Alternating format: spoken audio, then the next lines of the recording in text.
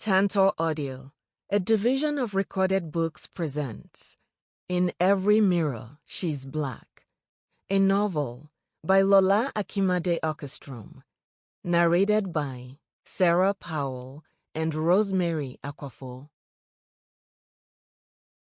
To anyone who has ever felt unappreciated, uninvited, or invisible, your voice is more powerful than you think. You are allowed to exist without explanation. Never let the world convince you that your struggles are invalid. Part 1. Chapter 1.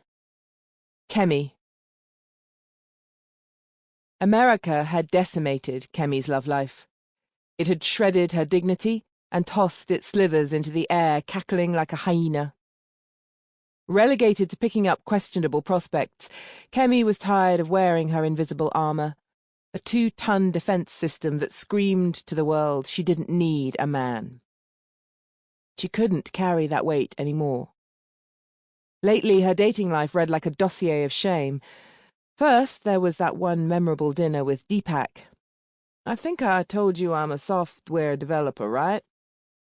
Deepak began to overdose on his own voice 20 minutes in. Kemi simply glared at him. She figured his name-dropping his career the 6th time wasn't worth a verbal response. The rest of the evening, Deepak intermittently punctuated his monologues with his love for black booty. Then there was the silent date with Earl, a white accountant from Ohio who summoned visions of a serial killer. Earl kept staring into nothingness past her face. Each time he tried glancing her way, his hawk eyes floated down her cleavage, then darted back to the intriguing void beyond her. She wasn't sure if he was shy or scheming. And how could she forget the Jamaican real estate agent, Devon, whose gaze kept trailing every white woman who sauntered past their table while professing unflinching love for the sisters. America had stretched Kemi's limits and run her resolve through an involuntary boot camp. According to every dating survey she had ever read, she, a black African woman, was the least desirable relationship prospect, alongside Asian men. Those surveys said first choice was someone else. This verdict chipped away at Kemi, carving and presenting a weaker version of herself that received every suitor through a skeptical lens of paranoia. Yet, like a glutton for punishment, she kept going back to the app that faithfully failed her with precision. "Don't worry, my dear." Her mother's drawl would float abruptly into her stream of consciousness whenever she found herself swiping faces left or right on her iPhone. Then it would taper off into a miniature sermon, followed by a reprimand. "God's time is the best. Go to church. Stop wasting your time. Don't let the devil tempt you unnecessarily." "Shawa, are you listening?" Her mother's tenderness was always delivered with a healthy backhand of realism. Kemi would automatically nod at each passing statement, knowing full well her mother was on the phone and couldn't see her. Frankly, she was tired of nodding during family discussions, in executive boardrooms, and on boring dates. She was tired of being the archetypical, strong, black woman, impervious to vulnerability. Pretending she didn't need a man's touch for years had lost its luster. She was lonely. "Seriously, how do you do it, girl?" Connor's Boston Irish accent cut through her concentration like a grating radio frequency. "You are one remarkable woman." She didn't look up at him. Whenever Connor launched into faux urban speak, Kemi averted her eyes to spare his dignity. She had been reviewing the latest brand layouts an advertising agency had sent over. With eyebrows furrowed and forehead resting on her fingers, she scanned the copy, cringing at language that showed a single point of view had been responsible for the global campaign, meant to cut across diverse views. She was still mad at Connor for insisting she review it once more, even though she'd been adamant it was a waste of time. He'd simply waved her out of his office, saying if anyone could bake brownies out of shit, it was Kemi. "What?" Kemi half asked, still reading the crap copy. "I said," he dragged on, "you are one remarkable woman, Kemi. Congratulations." He fully stepped into her corner office with its panoramic glass windows that mentally separated her from cubicle life. It physically didn't, but Kemi needed it to. She wanted him to leave her space. He pressed on. You won National Marketing Executive of the Year. Again! Congratulations! A grin spread across his lightly freckled face. He folded his muscular arms across his chest, shirt sleeves rolled up to the elbows. She responded with a deep breath, and then, "Thanks, Connor," tapering off into a smile. "Well, thank the awards committee. We can't go public yet with the news because it's embargoed until early May, but we should celebrate early. I'll get Rita to fix a cake and some champagne," he added. "Thanks, but really I don't want to make a fuss about it. It's a huge honor, but—" He cut her off. "Well, we're going to make a fuss about it, about you. So on Friday, Rita will get the cake and the champagne, okay?" She smiled again, deeply this time, revealing equally deep dimples. That was when she caught it. Again. The naked look in his eyes. That split-second linger that revealed her boss wanted her. She turned sharply away from him and back to the copy she was struggling to fix. "Thanks again, Connor," she said, hurrying him along so he would leave. She felt his looming presence before Connor turned to go with pounding feet. Kemi glanced up in time to catch that familiar gait she'd been seeing almost every week for the last 4 years, the swagger that screamed to everyone it met that he ran the place, even if he didn't actually own the company. She couldn't stay at Anderson and Associates any longer. Thoughts of resigning swam in her head daily. They swan-dived in on Mondays whenever Connor rounded the team up for meetings. They did laps on Tuesdays whenever he circled her, walking a tightrope between flirting and bossing. They surfaced for air on Wednesdays whenever he was out of the office on client runs, and they continued with butterfly strokes into the weekend when she tried to bury them. Though she had finally settled into her executive role and had turned a few key client portfolios from red ink into black, Connor McDonough's look reminded her that she was still a specimen to be sampled and tested, or rather, tasted. He was already married to his first choice, yet he wanted to try her like cheese on toothpicks handed out to passers-by at a farmer's market. He had no intention of making a purchase. He was one of those men who wanted to steal into the fridge at night to binge while everyone was asleep, only to return to their diets, their wives, come morning. Connor had tried to hide his leering over the years, unsuccessfully. He classed everything Kemi did as remarkable, even though she was just doing her job, his mediocre way of worming himself closer to her through empty flattery. She picked up loose sheets of horrendous copy from her desk and started ripping them one after the other, shredding and letting the pieces float like confetti about her desk and office with a view of Capitol Hill far away, framed by light pink cherry blossoms.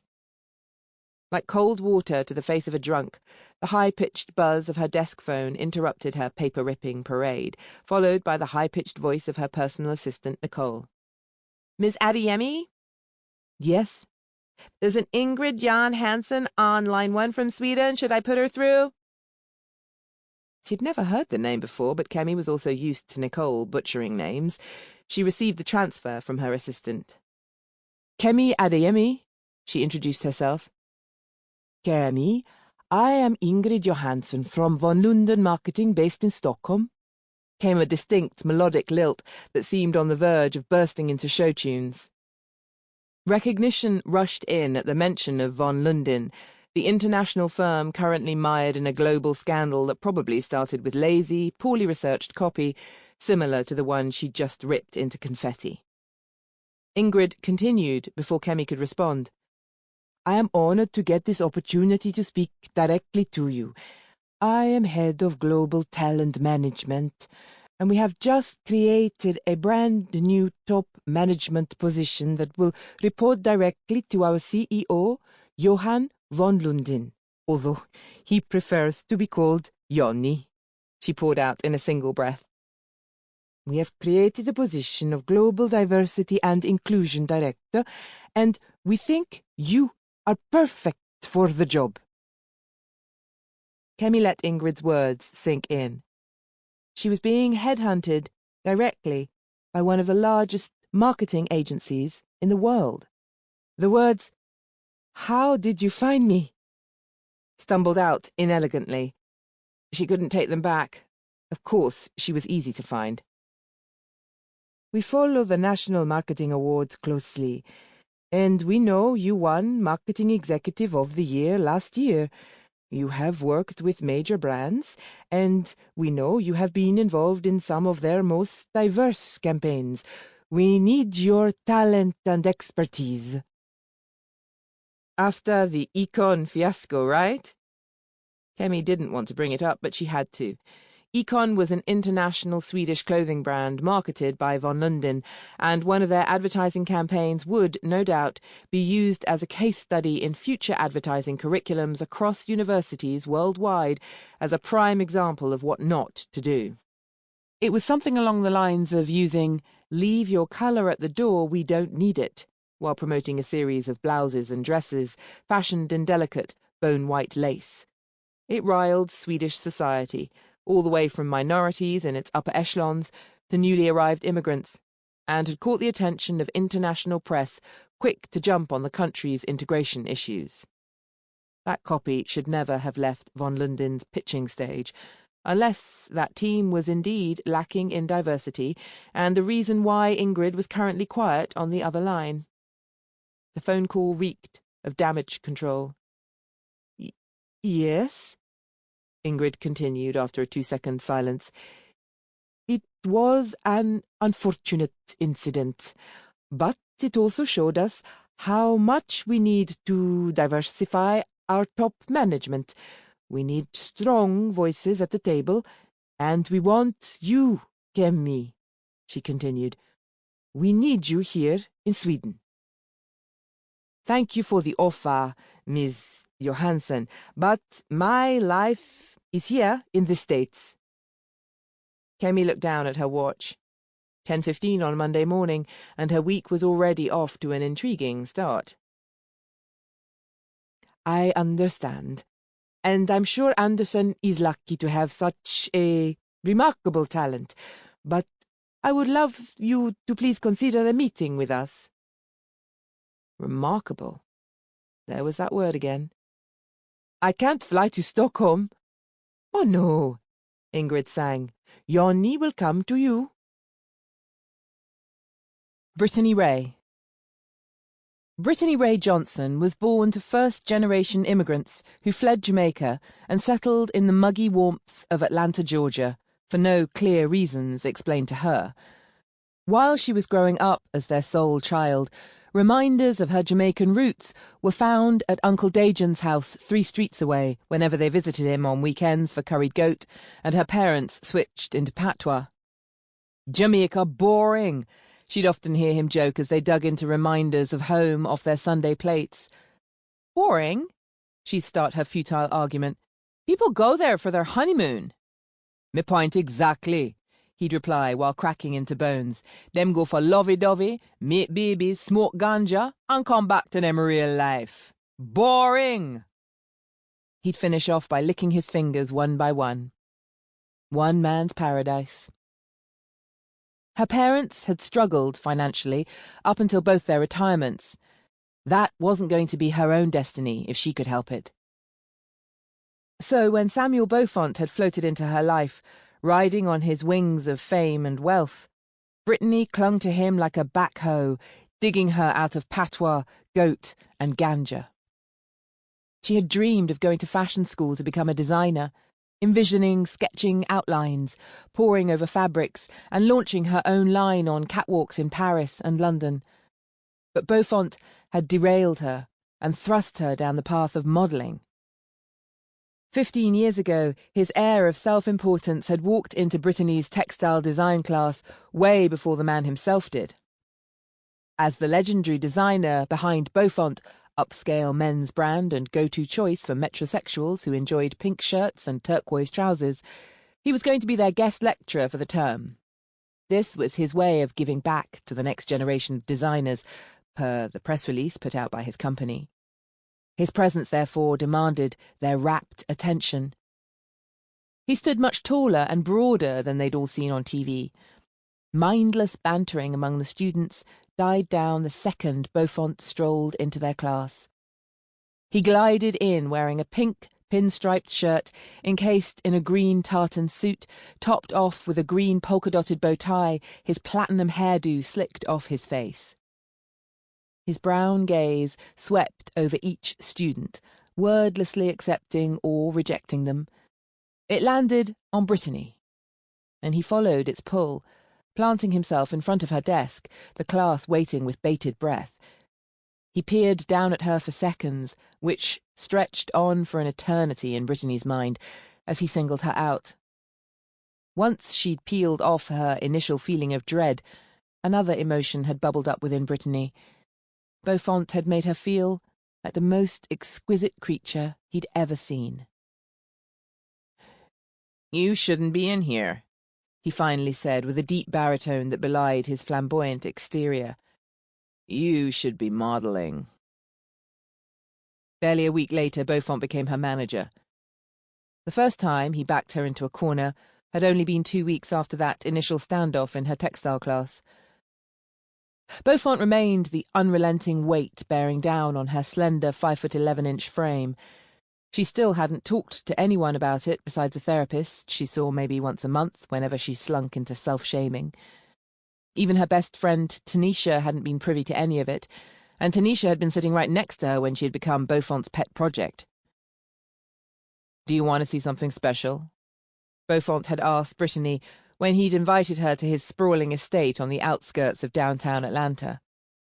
She had responded with a smile, then a nod before setting down her porcelain teacup lined with golden vines on an equally delicate centre table. He led her through an intricate maze of grandiose rooms until he settled in front of gilded double doors. He glanced over his shoulder at Brittany, a coy smile on his lips, before opening both doors at once in a dramatic fashion. His works in progress. A shrine to designs that were slowly materializing from creative ghosts in his mind to full-bodied apparitions worth thousands of dollars. The walk-in closet swallowed up an awe-stricken Brittany, and Beaufont quietly shut the doors behind them. 6 months after he became her manager, Brittany dropped out of fashion school. 15 years later, 38-year-old Brittany stood in the galley as a flight attendant, serving water and champagne in small glasses to rich people. Brittany had witnessed how the affluent floated into her cabins. They had an untouchable aura. She could sniff them out like a bloodhound. They often came dressed in understated ways, wearing very little bling, maybe one piece of jewellery, but worth a year's salary. It was the difference between affording one Michelin-starred course versus buying the whole damn restaurant on a whim.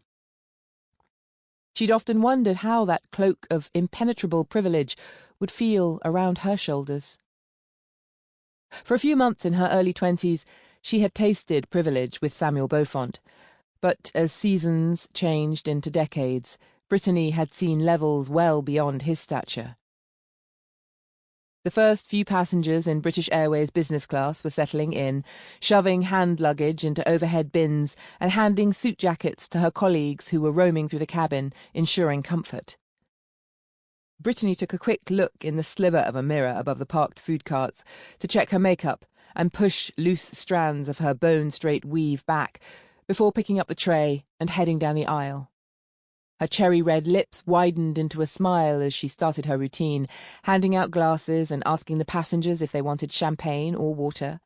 She never broke stride, moving from one uninterested passenger to the next, occasionally pausing as a hand reached onto her tray. The cabin was rather empty today. She was manning the last flight to Washington out of London that Thursday evening. Most of the business travellers had caught earlier flights to make it in time for corporate meetings or to close deals over lavish dinners.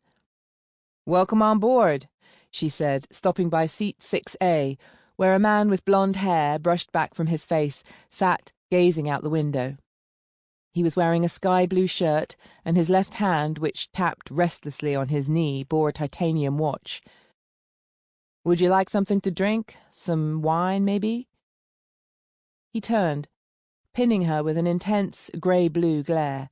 She shifted her weight uncomfortably as he kept staring at her. "Would you like something to drink, sir?" she repeated. Yes, of course," he answered, in an accent tinged with something Nordic. He reached for a glass of water, making eye contact over the rim as he downed its contents in one go. She smiled and was about to turn when he reached out again. "One more, please." He grabbed another glass and repeated the same over-the-rim scrutiny of her, making her uneasy.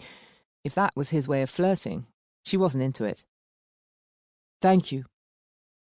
He handed both glasses over just as a tall, lean woman with similar blonde colouring came rushing up the aisle, panting. She was wearing a masculine-cut shirt buttoned up to her chin. "Oi, for look at yon seein'."